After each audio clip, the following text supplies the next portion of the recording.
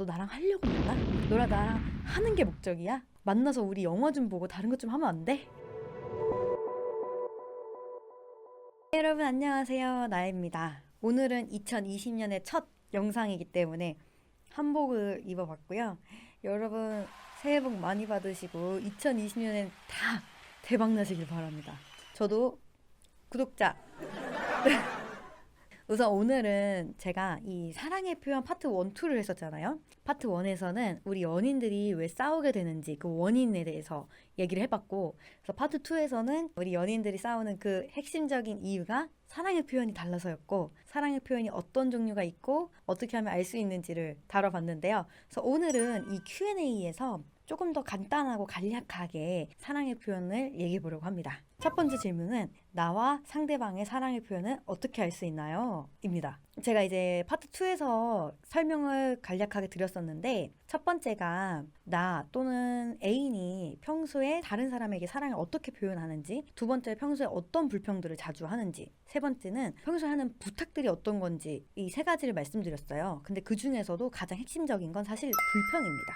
뭔가 내 애인이 어떤 거에 대해서 불평불만을 할 때 좀 화나고 짜증나는 거는 맞아요. 근데 그게 가장 큰 힌트니까 그때를 한번 잘 보세요. 평소에 어떤 불평불만들을 했지? 이렇게. 제가 예를 들어 볼게요. 만약에 함께하는 시간이 사랑의 언어이신 분들은 나하고 함께 보낸 시간이 적어질 때마다 좀 불평을 할 수 있겠죠? 왜 항상 나는 그 순위에서 밀리는 거냐고, 나를 항상 우선순위로 생각하고 날 만나주면 안 되겠냐라고 얘기할 수 있겠죠?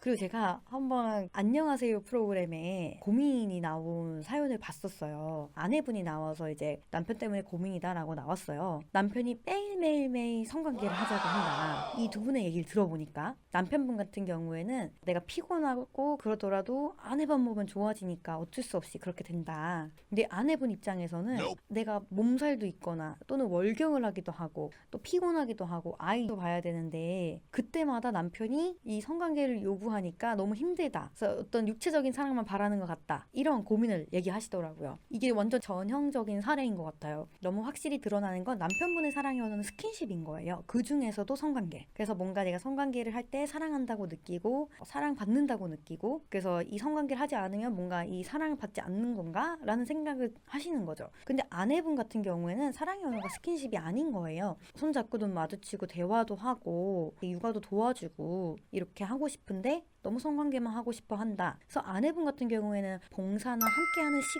시간을 사랑의 언어로 가지고 있으실 수가 있어요. 예를 들어서 남성분들이 어떤 스킨십, 그 중에서도 어떤 성관계가 자신의 그 사랑의 언어의 가장 큰 걸로 자리 잡고 있으면, 그렇지 않은 스킨십이 그 사랑의 언어가 아니신 여성분들을 만났을 때 여자분들이 그런 말 하잖아요. 너 나랑 하려고 만나? 너랑 나랑 하는 게 목적이야? 만나서 우리 영화 좀 보고 다른 것 좀 하면 안 돼? 이렇게 얘기하는 게 그게 달라서입니다. 그래서 이럴 땐 어떻게 해야 되냐면, 그래서 두 번째 질문이에요. 이 상대방과 나의 사랑의 언어가 너무 달라서 맞추기가 너무 힘든데 이건 어떻게 해야 되냐? 사랑은 선택이기 때문에 내가 상대방에게 이렇게 해줄 수 있겠어 라고 부탁을 할 수 있지만, 너 나 사랑해? 너 나 사랑하면 이렇게 해야지 라고 강요해서 그 사람의 자유를 막 억압할 수 있는 건 아니에요. 우리가 서로 주고 받을 수 있어야 돼요. 근본적으로 이 사랑의 표현은 무엇을 위한 것이냐면 이 사랑 탱크, 애정도를 채우기 위한 거지, 이 상대방을 억압할 수는 없다는 거, 이 상대방의 자유를 억압하고 내가 강요할 수는 없다라는 걸 말씀드리고 싶어요. 이제 사랑의 언어로 표현을 하다 보면 이런 문제가 생기거든요. 나는 하는데 얘는 안 해요. 그럼 확인해 볼 필요가 있어요. 나의 사랑의 언어가 상대방한테는 어떤지. 예를 들면 여자친구가 그냥 살아온 환경이 그런 말을 하는 거나 스킨십 하는 게 너무 어색한 거야. 안 해봤던 거야, 살아오는 동안에. 그리고 그런 거 하면 너무 오글거리고 하기에 너무 낯간지러워서 해보려고 노력을 하는데 안 될 수도 있어요.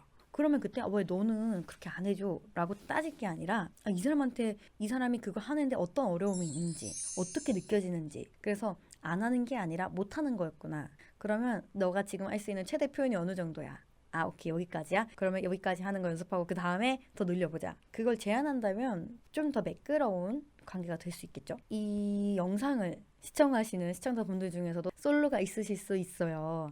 그러면 이 사랑의 표현이 연인끼리 하는 사랑의 표현인데 솔로인 나한테 어떤 소용이 있냐라고 물으신다면, 연애를 하기 전에 이 사랑의 언어를 알았다면 아주 좋은 찬스예요. 왜냐면 이 사랑의 5가지 언어를 알게 됨으로써 솔로이신 분들은 관찰력을 키우셔야 돼요. 내 주변에 연인 또는 부부, 뭐 친구, 동료가 어떤 사랑의 표현을 가지고 있는지 한번 보세요. 그러면 나중에 저 대충 조금 보면 이 사랑의 표현이 뭐다가 보이거든요. 그러면 나중에 내가 앞으로 만나고 싶은 이 상대방이 사랑의 표현이 뭔지 알 수 있고 나하고 사랑의 표현이 맞는 사람을 찾는다면 이전과는 완전히 다른 연애 패턴이실 거예요. 그러면 사랑의 연애가 몇 개인 사람도 있어요? 라고 물어보거든요. 이 사랑의 5가지 언어잖아요. 그러면 언어랑 똑같아요. 내가 가진 언어 중에 특화된 사랑의 언어는 한 가지지만 구사할 수 있는 언어는 여러 가지가 될 수 있고 그 중에서도 그 다음 특화된 언어가 있을 수 있다는 거죠. 뭐 예를 들어서 내가 인정하는 말이 내 가장 특화된 사랑의 언어다. 그 두 번째는 스킨십이다. 둘 다 잘한다. 근데 이렇게 보면 돼요. 내가 스킨십이 없어도 인정하는 말만 들으면 사랑을 충분히 경험할 수 있다. 그러면 인정하는 말. 근데 만약에 스킨십이 없는 인정하는 말은 나한테 소용이 없다. 그러면은 스킨십이 가장 큰 사랑의 언어인 거예요. 오늘 이렇게 몇 가지 질문을 다뤄봤고 제가 마지막으로 하고 싶은 말은 이 사랑의 언어는 여러분들이 연애를 하는 데 있어서 아주 가장 큰 무기가 되어줄 거예요. 왜냐하면 이 사랑의 언어가 내 애인의 사랑을 좀 더 채워줄 수 있는 그리고 나의 사랑을 좀 더 채워줄 수 있는 어떤 하나의 방법, 어떤 하나의 무기인 거죠. 그래서 여러분이 기꺼이 내가 할 수 없었던 또는 나한테 너무 낯설었던 이 사랑의 언어를 배워보면서 여러분의 사랑을 더 키워나가시길 바래요. 그래서 오늘 Q&A는 여기까지고요. 다시 한번 여러분 새해 복 많이 받으세요. 안녕. 다음에 만나요.